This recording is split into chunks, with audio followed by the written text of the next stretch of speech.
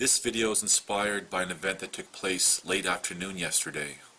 I do not know if yesterday's event ties in with anything from my past. Maybe it's someone simply by design trying to do some harm for some other purpose, or the craziness of just, I don't know. I hardly had any sleep last night, thus the tired eyes.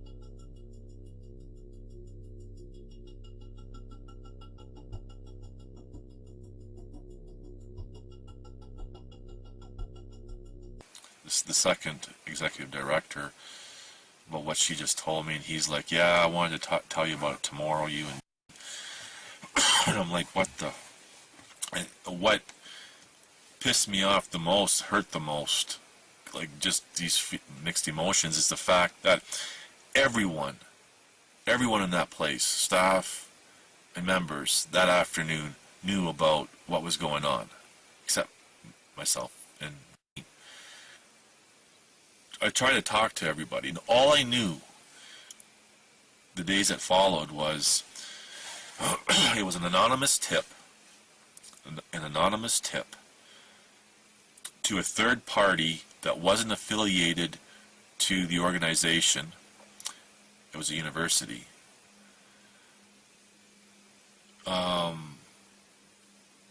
Via an untraceable email. That's all I knew. I had conflicting stories of the investigations continuing. It's not. I had no idea, but no one wanted to talk to me, and I tried. She started writing me letters, leaving them on my office desk. I only ever had a limited professional working relationship with her. So I ended up just meeting with her in the boardroom. She was sitting to my 2 o'clock position on the other side of the table, and I was facing the glass door. And I was talking to her about one of the letters, because the letter just didn't make sense. She was talking as if she was not the alleged victim. It just, nothing of the letter made any sense.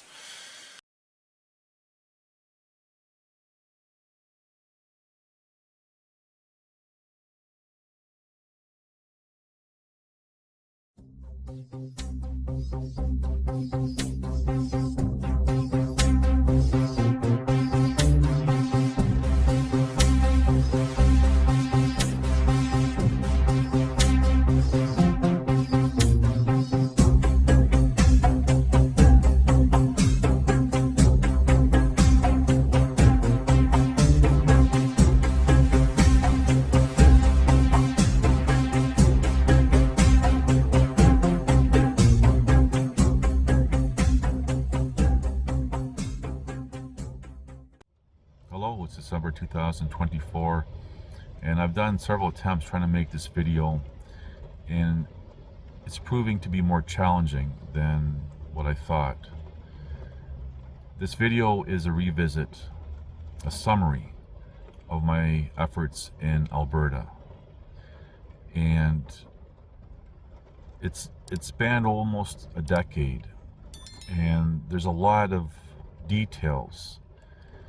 Trying to figure out what details should be included, but make this video as short as possible so that new people coming across my channel, coming across my name, or coming across my efforts can have a basic understanding of what's going on.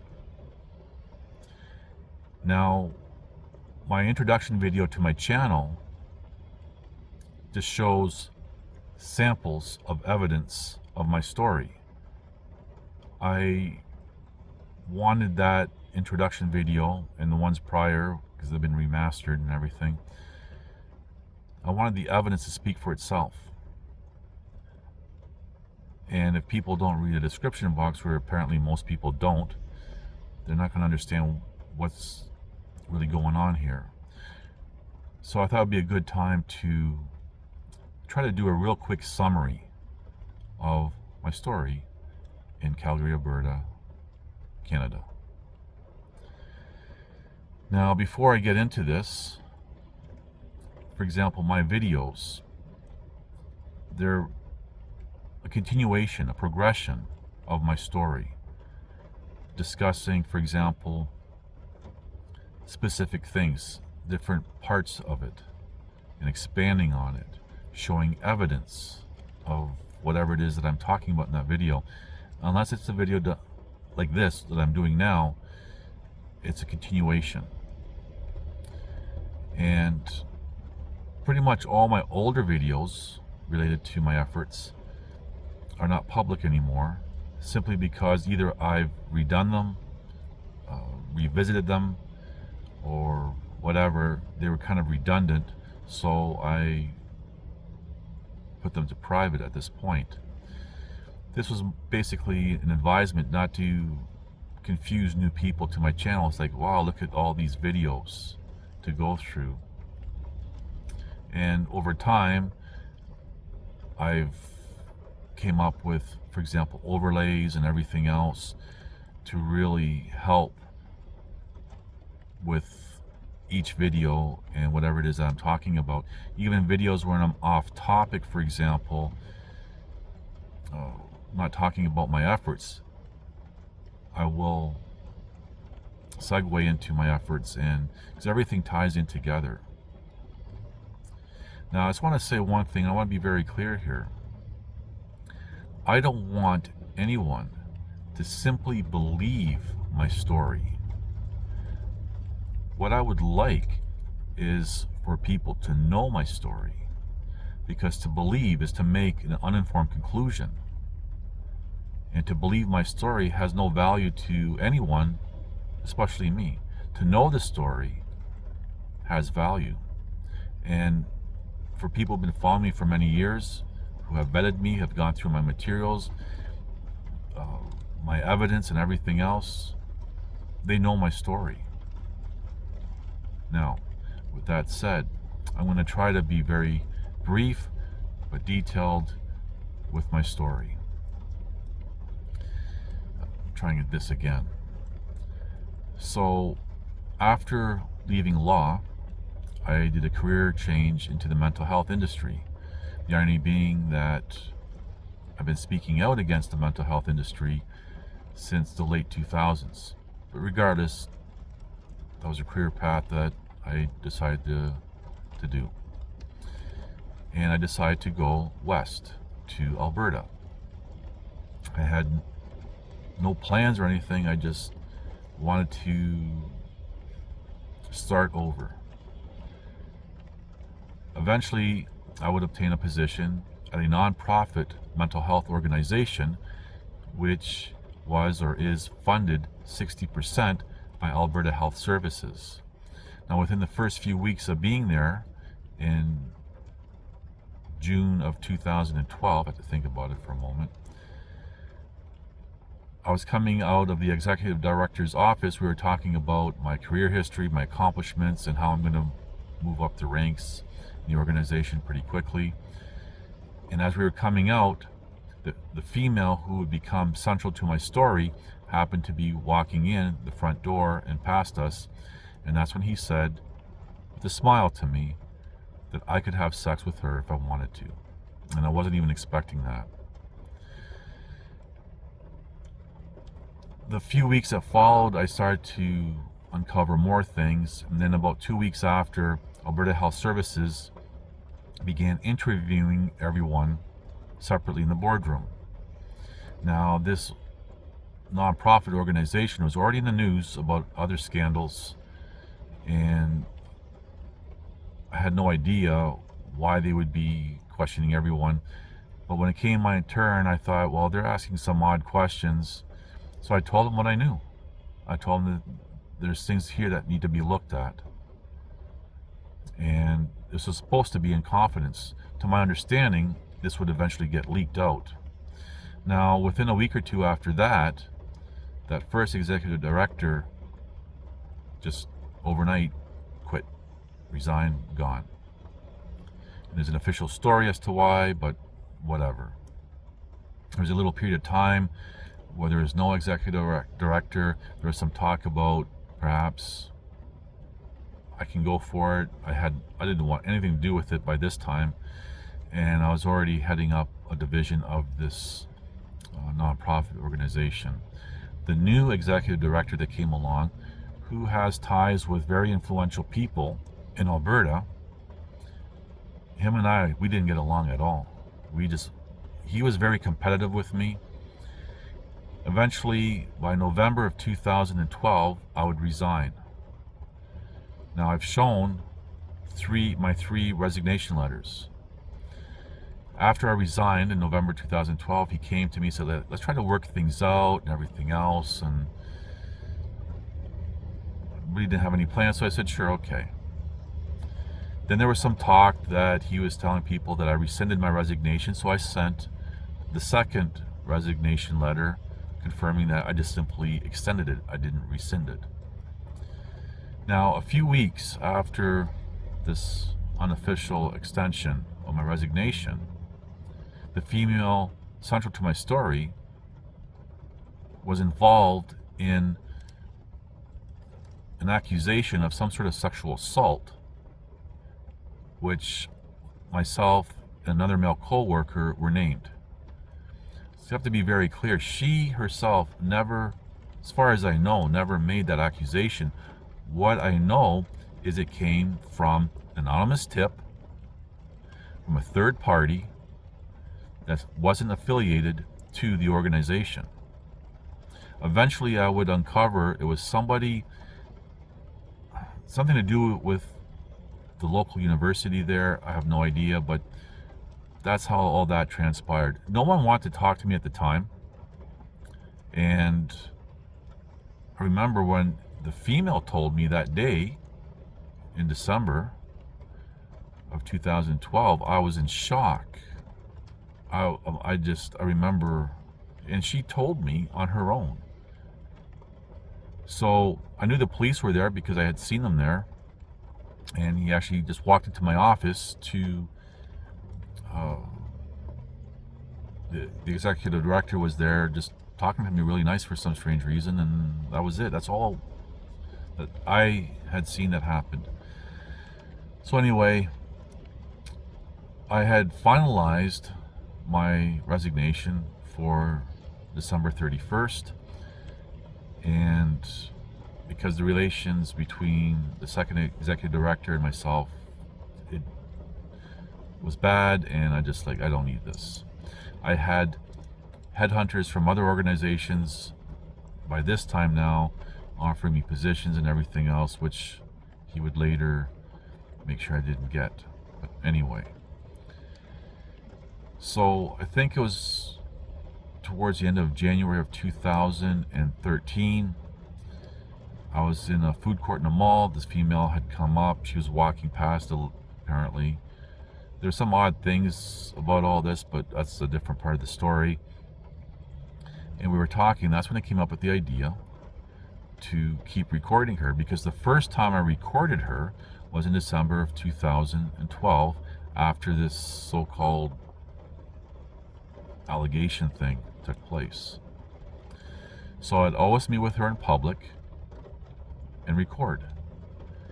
And I think we would meet like every 2 or 3 weeks, and I'd spend hours just listening to talking about nonsense, but I did what I had to do in her trust to get her talking. I would try to discuss things, and then she would want to change the topic, and it took time and effort on my part. So this went on from say February to end of April anyway. And fast forwarding to May 4, 2013, I was recording with the female. I already had told her that, I had information that I knew I needed, so I was trying to kind of, I don't even know how to describe it, cut ties with her, but slowly, right?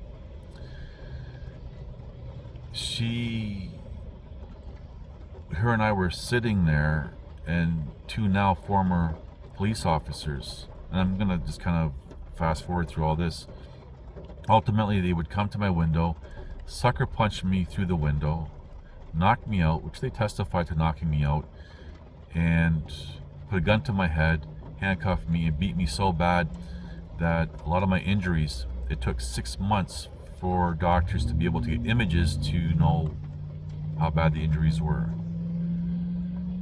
By the next morning, they took me to the police station overnight. By the next morning,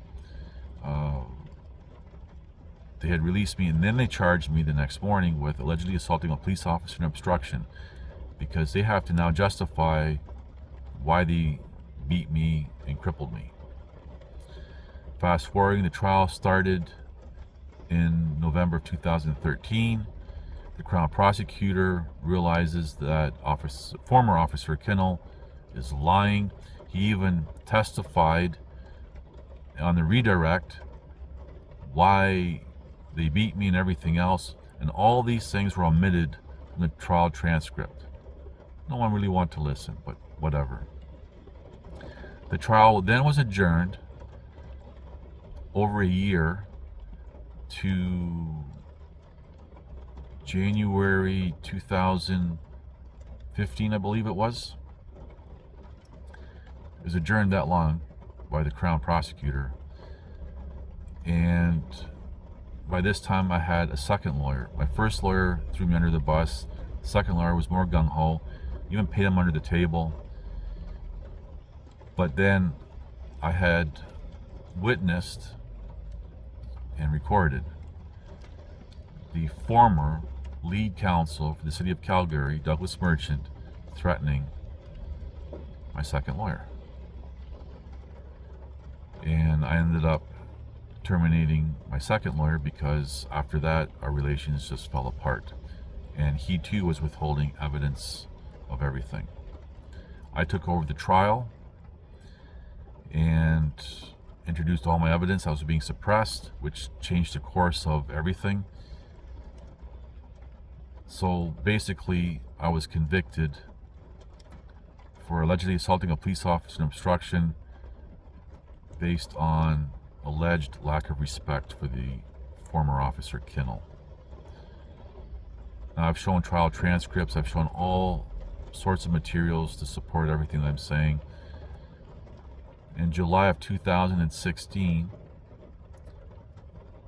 despite all the evidence of my innocence, I was convicted of those 2 charges.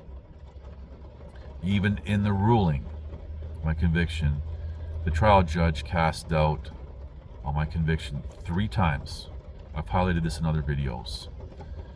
I immediately filed my appeal as well as an application of motion for a Section 11B charter argument, and by this time the Crown prosecutor, he already knew that I was getting railroaded and wanted to cover his butt. Long story short, the trial judge dismissed both of us, dismissed my Section 11B charter argument and other elements to my application, my motion, and that was it. And I was sentenced in December of 2016, but I'd already filed my Queen's Bench appeal, at the time Queen's Bench appeal, and had a third lawyer. I already had filed my materials. The third lawyer I said had to go in, and I was thrown under the bus again, and my appeal dismissed. I immediately filed for the Court of Appeal. Had a 4th lawyer. Again, same type of thing happened. And that's basically, in a nutshell, the whole thing of what happened in timelines. I had the lawsuit that I had initiated just before it expired in Canada. It's a 2-year limitation period to sue, and I filed it, I think, like a day or 2 before it would have expired. And that was stayed during the criminal proceedings. I had the stay lifted, and because they're now relying on the convictions, as I knew they would, most of my lawsuit was struck, leaving me in the end with 1 element which I couldn't have won on a standalone. And ultimately, it was actually on December 24th, 2019, I had made an offer to withdraw, because I was forced to withdraw the lawsuit by this time. December 24th, 2019, the judge signed off on the withdrawal, and it was all over. During that time, the Supreme Court of Canada wanted to hear my case, from what I'm told, but they couldn't hear it because there were no rulings, proper rulings, in the Alberta courts that they had any basis to do that on.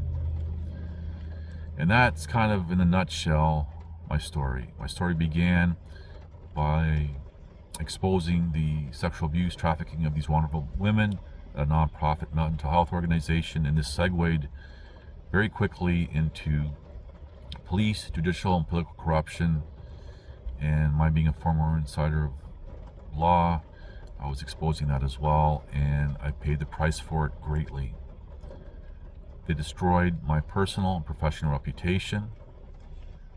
You can't even imagine. With a criminal record, I cannot obtain employment reflecting my education or career history. They left me physically disabled, so I can't find employment doing any kind of labor type of work. And this has been my struggles all these years, and this is why I have been living as I've been living all these years. So in a sense, this has been my sacrifice, my whole future destroyed. And I want to highlight something here. My efforts snowballed from my telling Alberta Health Services in the summer of 2012 what I knew at the time anyway, it snowballed into something I couldn't have even imagined. I tried to help these people reluctantly at the end, because I knew this was I was going to suffer for trying to help, but regardless. And then exposing the political, judicial, police corruption. My efforts with that was not just for myself, but society overall. And society the commoner appears to be too stupid to see that, because the big tyranny and injustices that is being imposed on everyone begins with the countless of cases just like mine.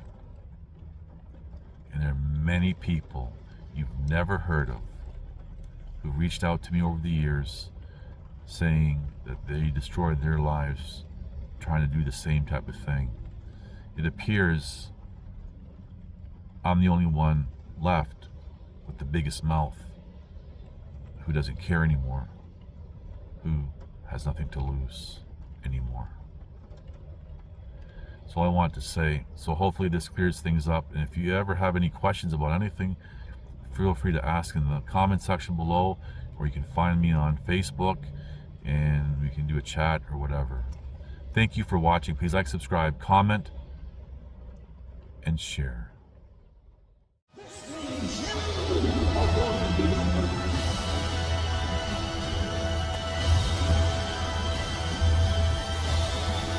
Listen to this and write it down if you can't remember it. You're never going to outgrow warfare. You simply must learn to fight. I hear people saying to me, oh, when is it going to get easier? When you die.